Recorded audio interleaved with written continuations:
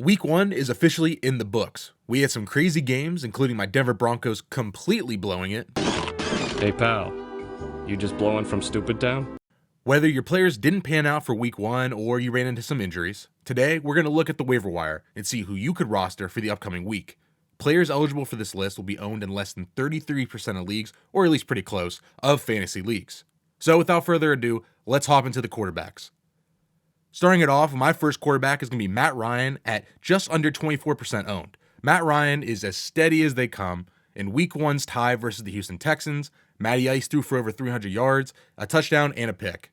I will admit, he should have had another touchdown, but rookie Alec Pierce, who actually I had on the waiver wire segment last week, dropped an easy touchdown. Not great. But Ryan faces the Jacksonville Jaguars, who just allowed Carson Wentz to throw for 300 yards and 4 touchdowns while only being sacked once. Ryan doesn't have the most upside, but if you just lost Dak Prescott, are feeling unsure about Trey Lance, Justin Fields, and you just want to guarantee 15 points, Matt Ryan is your man for Week 2. Next, let's talk about Carson Wentz at 16.8% owned. For as much hate as Carson Wentz gets, he's really not that bad of a quarterback. He has the stupid turnovers. Of course, that's been his whole thing his entire career. But in Week 1 against Jacksonville, the guy went out and threw for 300 yards and 4 touchdowns. The Commanders faced the Detroit Lions, who just gave up 38 points to Philly and let A.J. Brown go for 155 yards. Wentz is the option for some upside. If you want to go with the safe play, go Matt Ryan. If you want to go for the risk and maybe some upside, go with Carson Wentz.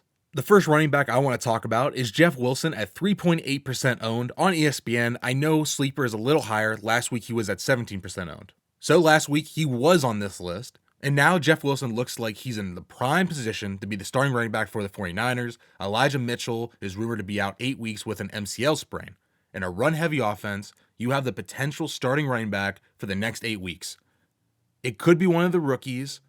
Davis Price was a healthy scratch last week. And really, it was Jeff Wilson and no one else getting a ton of runs. So I'm going to bet on Jeff Wilson being the starting running back for the next 8 weeks. And I'd probably spend a good amount of fab on Wilson.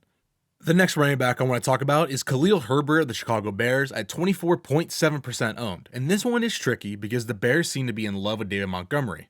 David Montgomery is a good player. I mean, the guy runs hard. He's huge. He's a bull in the open field.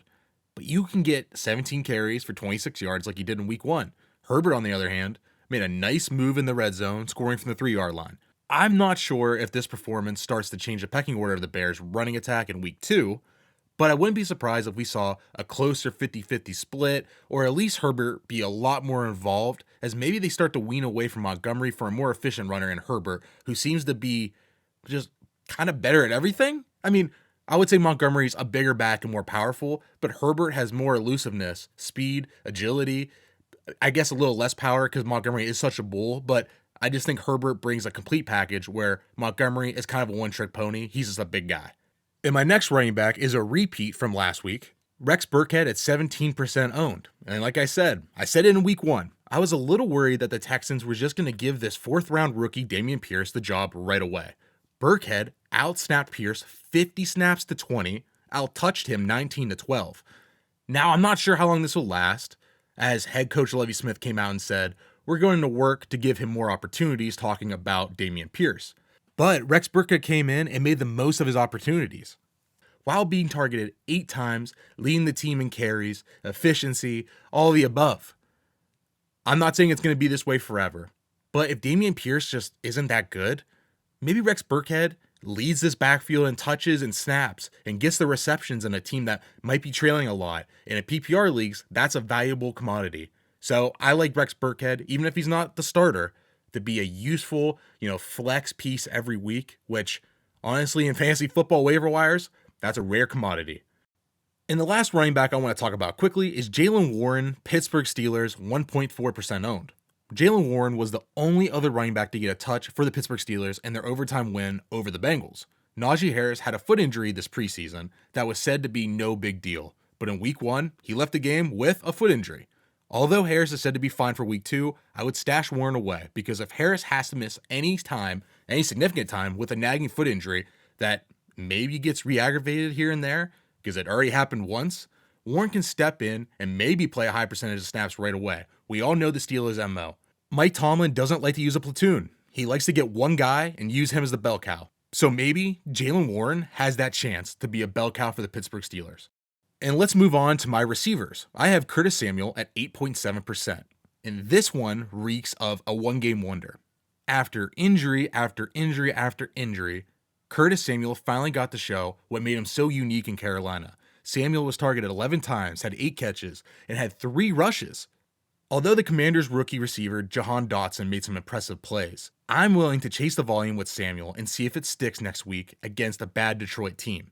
And if you have the chance, and you can't get Curtis Samuel, and maybe Jahan Dotson's there, which is very unlikely, but I wouldn't mind rostering either one. But for this week, I'm going after Curtis Samuel based on volume, and I just think his pure just ability to play in the slot, in the backfield, and do everything on the field. He's going to be involved with Carson Wentz under center.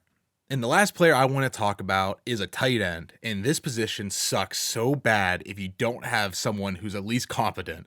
So this week, I'm going with Logan Thomas at 5%. I wanted to put him on the list last week because I really like the talent of Logan Thomas, and he had that season 2 years ago where he was actually really productive. But he's coming off a torn ACL, and I wasn't sure if he was going to play in week 1, so I didn't want to put him on the list. But he played.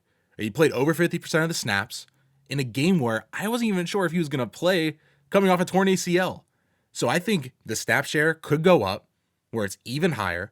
He had 6 targets, caught 4 passes. For some reason, this week I'm all Commanders. Maybe it's because I'm, not afraid of the Detroit matchup at all. But Logan Thomas to me at 5% seems like a sneaky play to just be pretty solid and maybe a red zone factor. I like Logan Thomas a lot this week. All right, and those are my week 2 waiver wire targets. If you liked the video, leave a like down below, subscribe to the channel, and comment down below who you're targeting this week that maybe I didn't mention. And if you like the video, stay tuned because I'm doing these weekly. So next week I'll have week 3, then 4, then 5, and etc. And if you're interested in any other fantasy football content, I have it on the channel. I just did a Thursday night football breakdown of the opening game where Allen Robinson only got 2 targets when, he was open all game. I broke it down on film for you guys all to see. So if you want to check that video out, I'll link it below or the notification above. But other than that, once again, please subscribe to the channel and I'll see you guys next time.